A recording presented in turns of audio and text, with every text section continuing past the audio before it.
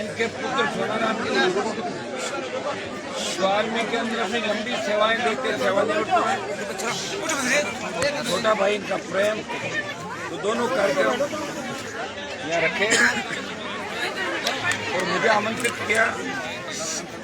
हृदय से मेरे परिवार का आभार प्रकट करता है। बहुत बहुत धन्यवाद।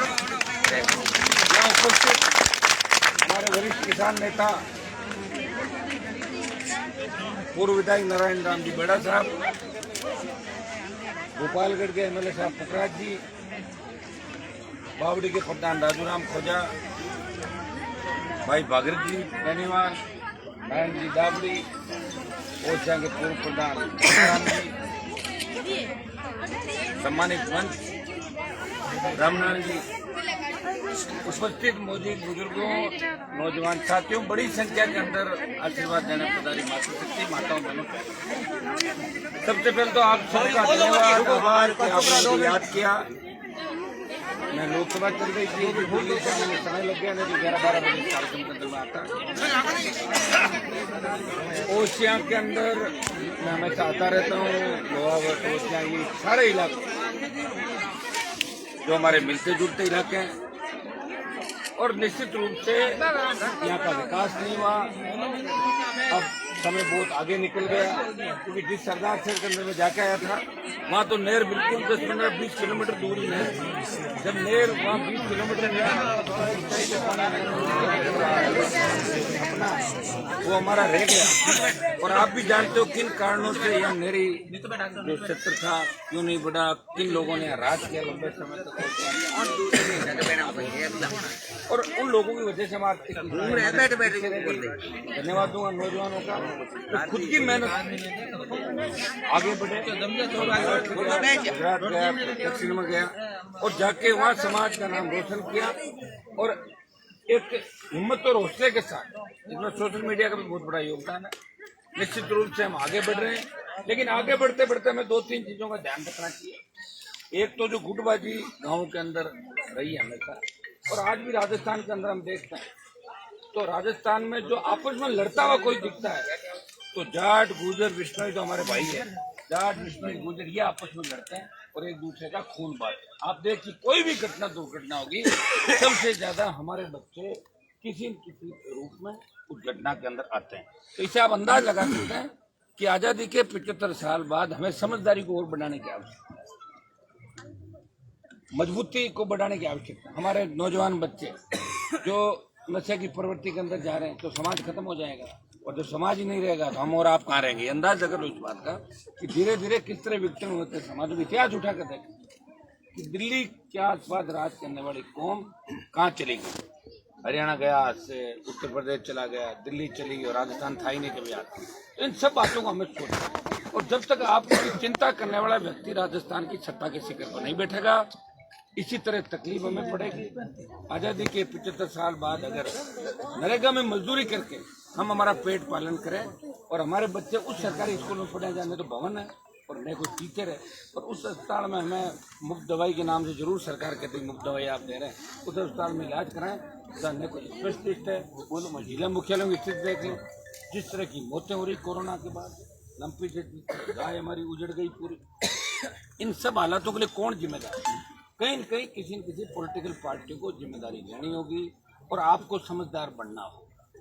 आपको इस बात का ध्यान रखना है कि किसने काम किया, किसने नहीं किया, किसने संघर्ष किया, सुख दुख में कौन आपके साथ था, कौन आदमी समय रहते हुए बातें करता चला गया, और जब समय निकल गया तो पुरानी बातों को लेकर अगर आपके बीच आते हैं, उन लोगों को आपको जवाब देना चाहिए।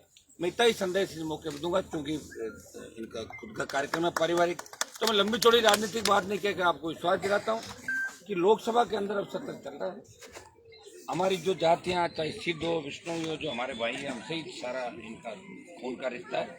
इनको केंद्र में आरक्षण इन जातियों को दिल्ली में मिले, ओबीसी राजस्थान में मिल रहा है। दूसरी जितनी भी जातियाँ जो ओबीसी के अंदर राजस्थान में आरक्षण ले रही है, दिल्ली में इनको आरक्षण कैसे मिले, पेट्रोल डीजल की कीमतें कैसे कम हो, लंपी से जो नुकसान हुआ है इस पर चर्चा हो, और मुआवजा मिले देश की। दिल्ली देते स्टेट, इस तरह कोरोना में कुछ मुआवजे की घोषणा करती, 50,000 महिलाओं की मौत पर घोषणा करती राजस्थान से, उस मामले को उठाया और गरीब आदमी के लिए तो 50,000 रुपये भी बहुत नहीं। राजस्थान के जितने भी हमारे लंबित मुद्दे हैं, इनको लेके मजबूती से पैरवी करेंगे। अग्निपथ योजना का विरोध पुरजोर तरीके से कल भी मैंने किया, आज भी करूंगा, कल फिर करूंगा। और मैं कोशिश करूंगा कि सेना भर्ती पूर्व की भांति हो।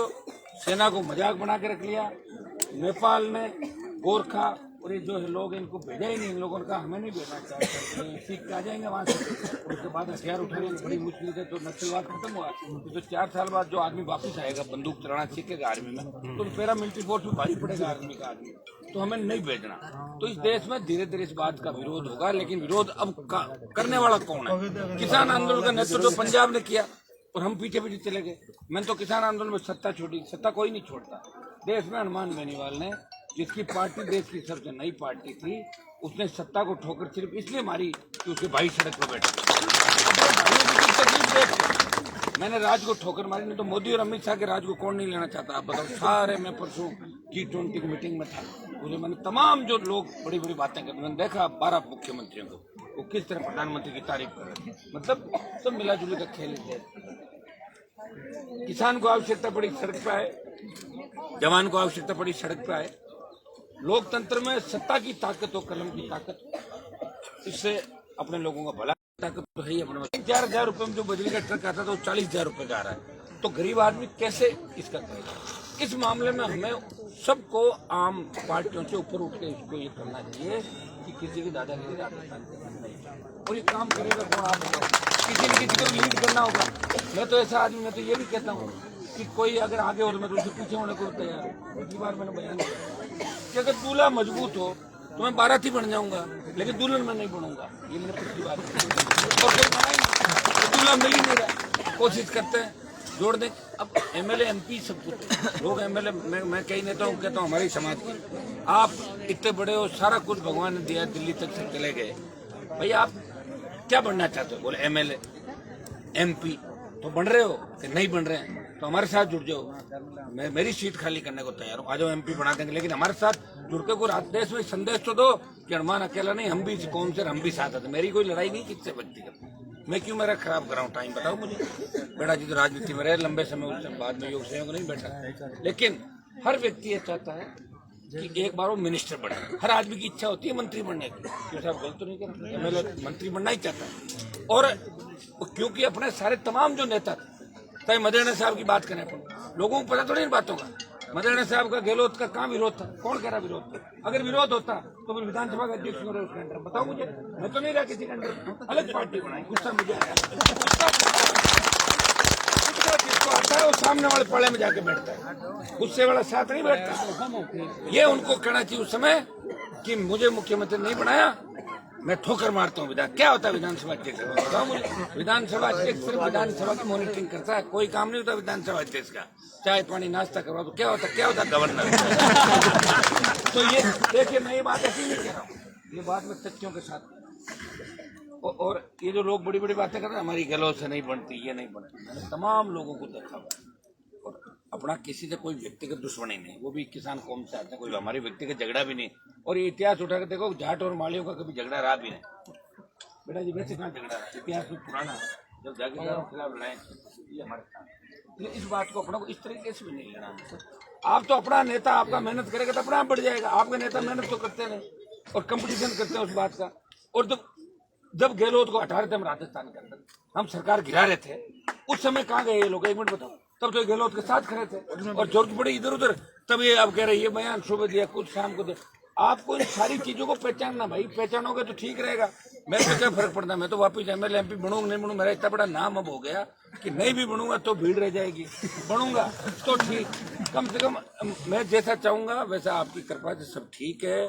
मुझे किसी चीज का लोभ लालच नहीं, लेकिन मैंने लोगों को ये भी देखा कि समय पड़ने पे लोग किसी को काका बना लें और समय निकला और कहते हैं कि हम उनको क्या समझते हैं। ऐसे सारे तमाम पूरे राजस्थान को नाप लिया, तभी इसमें और पता लग जाएगा कि इसके कितनी गर्मी है, बाहर आ जाएगी।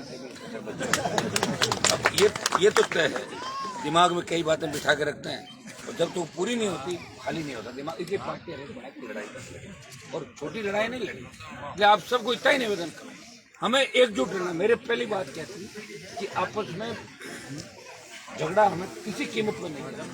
बातचीत हो भी जाए, कोई किसी बात की आजकल के आर्थिक युग, हर आदमी पैसा कमाना चाहता है, पैसों के लिए लोग संबंध खराब कर लेते हैं, छोटे तीन पीढ़ी के संबंध, थोड़े से पैसों के लिए लोग तू जा कर लेते हैं।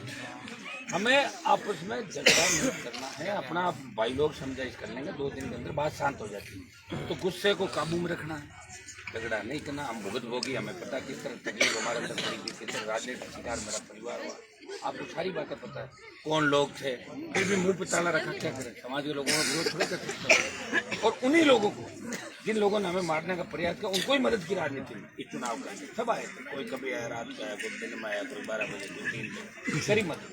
और आगे आपको सारी बातों का ध्यान है, मैं इतना ही विश्वास आपको दिलाता हूँ, आपके लिए लड़ेंगे। ये बच्चियाँ बच्चे जो देख रहे हैं टकटकी लगा के, इसके देख रहे हैं कि हनुमान जी कुछ नया करेंगे राजस्थान में। और मैं आपको विश्वास दिलाता हूँ कि मैंने जो 20-25 साल जीवन के समर्पित किए, आगे भी जब तक किसान कौम राज्य के अंदर मजबूती से नहीं आएगी, आप सिंहासन पर कब्जा नहीं करोगे। मेरा संघर्ष इसी तरह जारी रहेगा। 2-3 बातें और बता दूँ।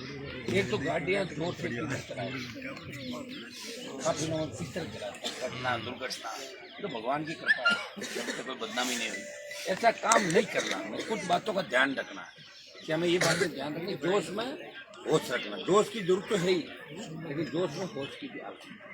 मुझे तो आप हर जगह तो उपयोग ले लो, कोई दिक्कत नहीं, मैं तो उपयोग आ भी जाऊँगा। मैं तो ऐसे ऐसे लोगों को उपयोग भी आया हूँ जो कभी मेरे हो ही नहीं सकते, उनके भी उपयोग आता है। क्या समाज की जहाँ बात आती है, किसान की आती है, चुप हो जाता है।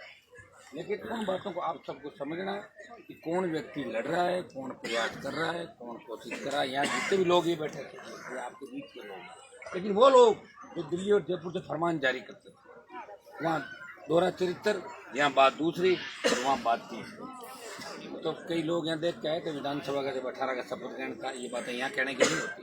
18 में जब विधानसभा का शपथ ग्रहण था, तो मैंने यहाँ के 200-300 लड़कों को विधानसभा के अंदर ले गया था। तो बोले बीजेपी बड़ा पिक्चर कैसे ले लिया, होना क्या। तब आपकी एमएलए वीडियो, तब यहाँ की एमएलए ने वहाँ क्या किया, ये वीडियो फुटेज है भाई, तो अपन ऐसे नहीं घर कोई रिकॉर्डिंग करता ही घूम रहा है, ठीक है ना। तो ये सारी चीजें कि वो तब सबको पता कि विधानसभा के अंदर क्या बात कैसे, तो ये सारी चीजों का आपको ध्यान रखना। एमएलए बनने से पहले तो कौन, और जैसे ही कुछ पावर आई तो कौन, और फिर आई, फिर कौन, फिर आई। अगर काट की हांडी एक बार चढ़ भी जाए तो दोबारा काट की हांडी नहीं चढ़े, इस बात का ध्यान रखना। आज पूरा देश नागौर को, जोधपुर को क्यों मान रहा है? क्योंकि आप में मजबूती है, आपने मुझे मजबूत किया। इसलिए उत्तर प्रदेश हरियाणा के लोग कह रहे हैं कि नागौर जोधपुर का हनुमान बेनीवाल इस देश के अंदर नई किसान राजनीति का उदय करे। ये आपकी भाई बन गया, इससे ज्यादा और क्या करेंगे। मंत्री मुझे बनना नहीं, और मुख्यमंत्री का मुझे तो जान के आपको सेट करूँगा।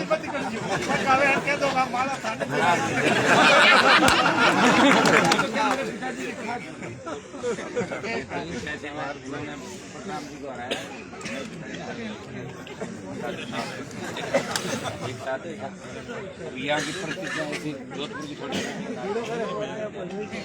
लेकिन कम से कम आपके बीच तो रहता है और आंदोलन में